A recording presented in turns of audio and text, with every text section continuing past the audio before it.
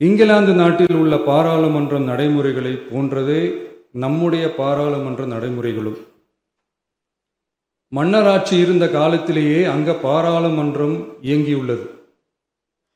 அக்காலத்தில் அனைத்து அதிகாரங்களையும் பெற்ற மன்னரும் இருந்தார், பாராளுமன்றமும் இயங்கியது. அங்கே மன்னர் ஒரு பணியை செய்ய வேண்டும் என்று விரும்புவார், பாராளுமன்றம் அவருடைய விருப்பத்தை பெரும்பாலும் நிராகரிக்கும். மன்னர் விரும்பிய காரியத்தை பாராளுமன்றம் நிராகரித்து விட்டது என்கிற செய்தியை மன்னருக்கு சொல்ல வேண்டியவர் பாராளுமன்ற தலைவர், ஸ்பீக்கர் என்பார்கள்.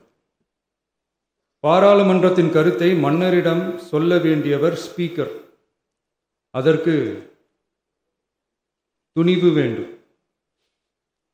சில பணிகளை செய்வதற்குத்தான் பாராளுமன்றத்தின் அனுமதி வேண்டுமே தவிர அந்த ராஜ்யத்தில் உள்ள எந்த பிரஜைக்கும் மரண தண்டனை விதிக்கும் அதிகாரம் மன்னருக்கு உண்டு.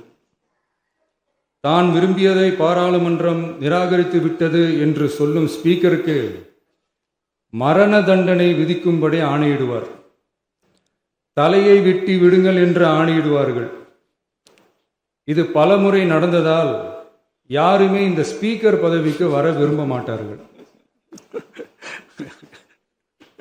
எனவே புதிதாக பாராளுமன்றம் அமையும் போது ஸ்பீக்கர் பதவிக்கு ஒருவர் அறிவிக்கப்பட்டவுடன் அவர் உடனே தலை தப்பித்தால் போதும் என்று ஓட்டம் பிடிப்பார்.